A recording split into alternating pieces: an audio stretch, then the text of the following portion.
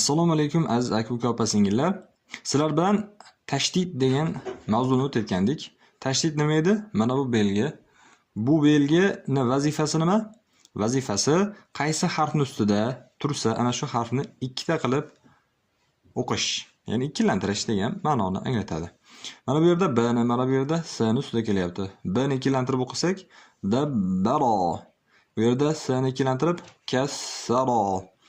Fajjaro, wahhada, sahhara, addaba qilib o'qiymiz. Ya'ni qaysi harfning ustida tursa, ana shuni ikkilantirib o'qiymiz. Juda ham oson. Harrama, razzaqa, yassara, z, s ga o'xshagan, sh ga o'xshagan harflarda mana basharolarda oson, sod, dodga o'xshagan harflarda biroz qiyin bo'ladi. Fassala, ya'ni sodni sirg'altirib safir sifatlariga e'tibor berib talaffuz qilamiz. Fassala, faddala, dodni ushlab turamiz, istitola sifatiga e'tibor beramiz. Fni sirg'altirib faddala. Keyingisi mana bunda ayn, to, ro kelyapti. Attoro, attoro. To'ni portlatib talaffuz qilishimiz kerak. Azzoma, azzoma.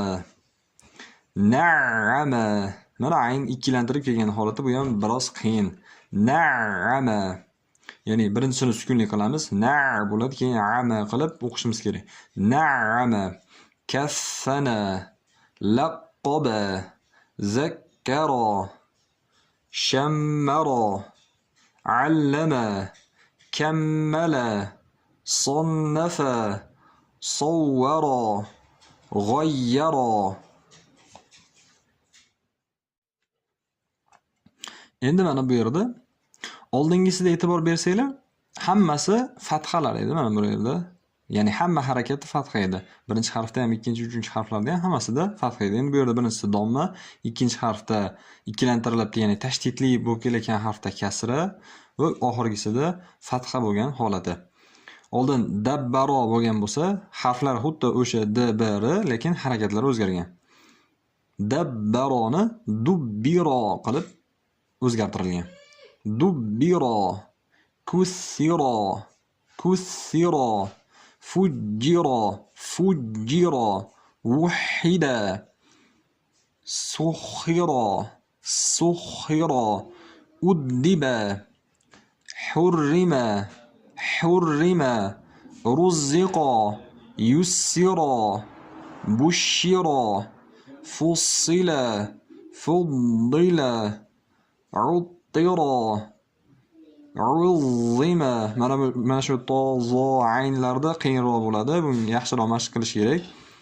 Uzzima, nu'ima, kuffina, nu'ima, kuffina. E'tibor bering, nu'ima qiyinroq, kuffina oson. Chunki f ni talaffuz qilish oson. Kuffina. Luqqiba, luqqiba. Qofda ham biroz qiyin bo'lishi mumkin. Luqqiba. Zukkiro. Mana bu yerda zalni sirg'altirish kerak. Zukkiro. Zalni chiqarish ham, mana shu zalni chiqarish ham biroz qiyinroq. Zukkiro. Keyingisi ullima, ullima, kummila, shummiro, sunnifa. Mana shu mim, nunlarni tashdidli kelgan holatda biroz ushlab turib shummiro qilib aytish yoki sunnifa qilib aytish ham mumkin. Buni keyingi darslarda ham ko'ramiz. Suviro, suviro, g'uyyiro, g'uyyiro.